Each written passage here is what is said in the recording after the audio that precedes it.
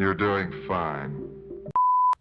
Well, that was the first part of Curse of the Swamp Creature. I know you're dying to see more of that, so please join us next time when we conclude Curse of the Swamp Creature. But for now, as I mentioned earlier, I'm Bitter Karella. This is the Cool Skeleton, and we usually like to bring you back to the video crypt so that we can do a little segment that we like to call Hex for Trainables. Must be the season of the witch, yeah. Now, this is the part of the show where we show you some magical tips and tricks and charms and spells and incantations that can help you in your daily life. We've talked in previous episodes about magical first aid. And that's what we're going to do this time. We're going to talk about some magical protections, or rather, we're going to talk about some magical dangers that you might encounter in the most dangerous room that you can be in. I am, of course, speaking of the bathroom. Now, I know what you're thinking. You're probably saying, "Hey, I'm a modern go-go guy. Why would I be afraid of a bathroom? It's nothing in the bathroom is that weird." Well, the bathroom is the most liminal space in your house.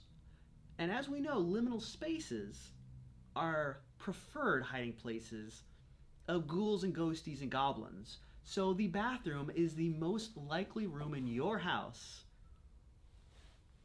to be haunted. And it makes sense. I mean, you go in the bathroom, you're naked, you're exposed. It's a little bit, strange. You don't want to spend a whole lot of time in there. So this is a spot that is prime for hauntings. Let's go there now. All right, so let's take a look at some of the issues you might be confronting in your bathroom. Like I said, this is prime location for haunting, and sometimes this is a haunting that you might accidentally cause yourself. One of my favorite stories of a bathroom haunting actually comes from, where else? The Malleus Maleficarum. All my favorite stories come from there. And it turns out that there was a certain priest who was very given to jocular jokes. And one time during an exorcism, he's forcing some demon out of a poor sinner's body, and that demon says to the priest, "Where am I supposed to go? Where am I supposed to go if you don't let me stay in this dude?" And the priest says, "Why don't you go hang out in the privy?"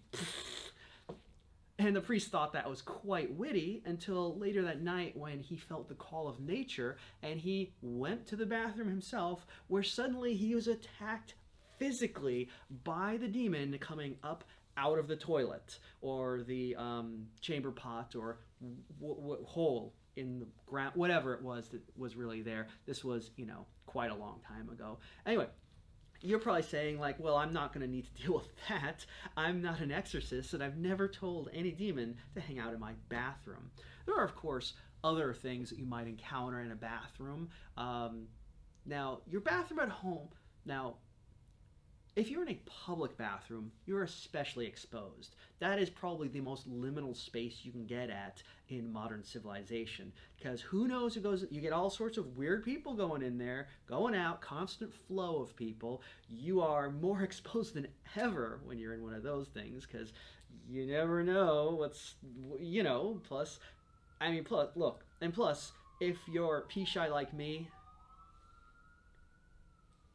that's the worst. That's the absolute worst. Now, there are lots of things that will haunt the bathroom. One of the most famous is the Japanese yokai Hanako of the toilet.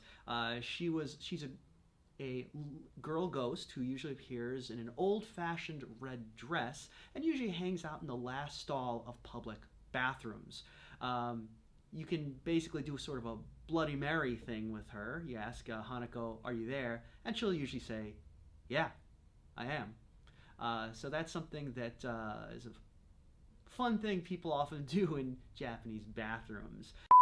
Now she's not the only ghost you might find in a Japanese public bathroom. There's another ghost called Hashima Raiko. And Hashima Raiko is the ghost of another young girl who fell on some train tracks and got bisected, so she often appears as just from the waist up, just her upper torso, walking around on her hands. And she'll usually confront people in public bathrooms. You might ask, if she was killed by a train, why is she hanging out in bathrooms? And the answer to that is ghosts. I mean, who can figure them out? She'll often ask people where her legs are, as if, I mean, I don't know why we would know that, but any answer you give her, she's generally going to kill you, because she's really pissed off about this whole leg situation. But if you tell her they're on the Maishin Expressway, which is apparently where she got her legs chopped off, that'll satisfy her and she'll leave you alone. I mean, I don't know why she keeps asking people the same question. By now, she should get in her head, like, look, they're on the Maishin Expressway. Just go there. But anyway, the most dangerous ghost of the public restroom is Akamanto. And Akamanto, also known as red cape, blue cape, or red paper, blue paper, is a ghost that often appears dressed in a hood and robe with a mask, apparently hiding the most irresistibly handsome face ever.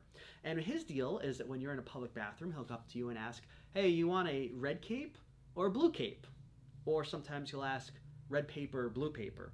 And if you say, give me the red, he will flay you alive, leaving, bloody red. Yeah. If you say blue, he'll just choke you to death so that you turn blue with suffocation. He's got a real problem, this guy. And if you try to be clever and say any other color other than red or blue, he kills you anyway. Apparently the only correct answer is to just say, no thanks, strange, weird ghost. I would rather not have either, or any capes or paper.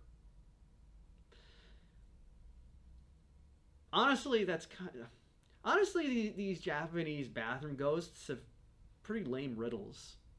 I'm not very impressed with them. That's just me. Now, of course, you're probably saying, like, hey, that's easy to remember, and I'll simply never go into a public bathroom. I will just use my own bathroom at home, which I know is completely safe and ghost-free. You may think that, but even your bathroom at home has a sinister danger there. And I am talking about the most dangerous bathroom spirit of all.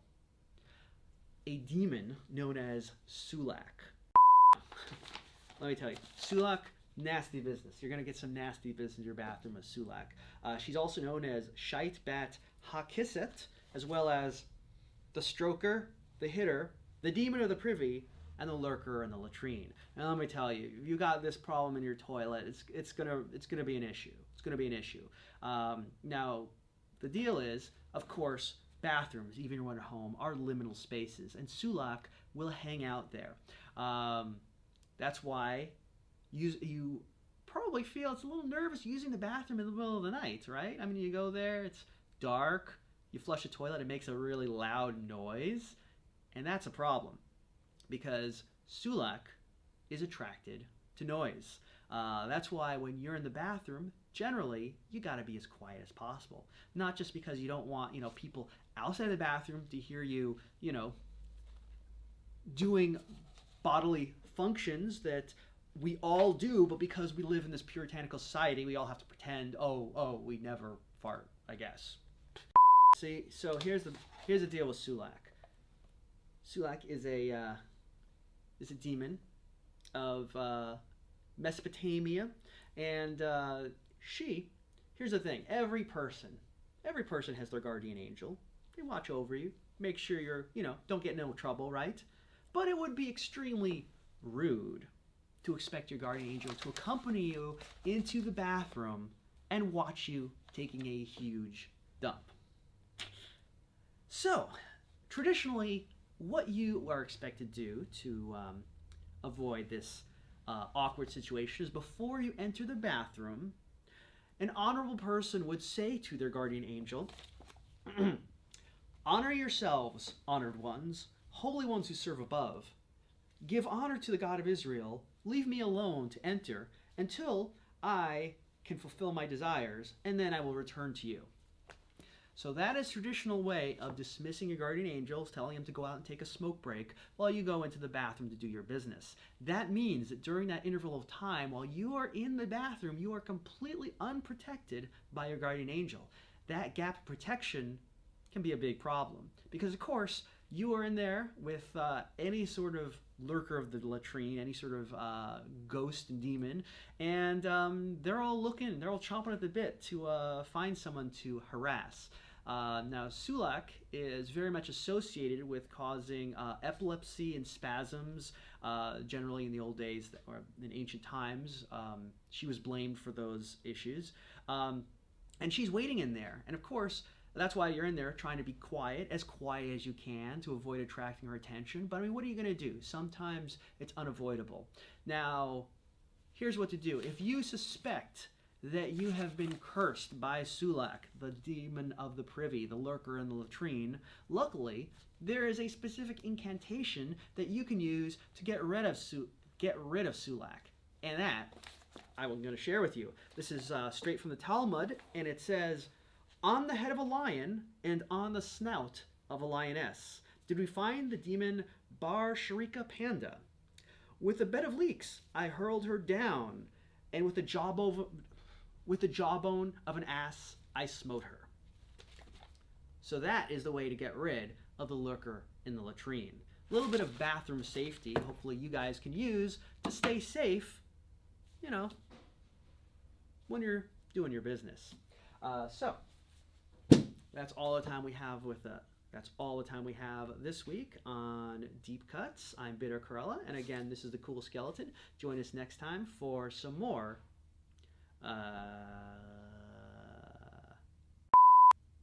things. Until then, enjoy your mortal coils.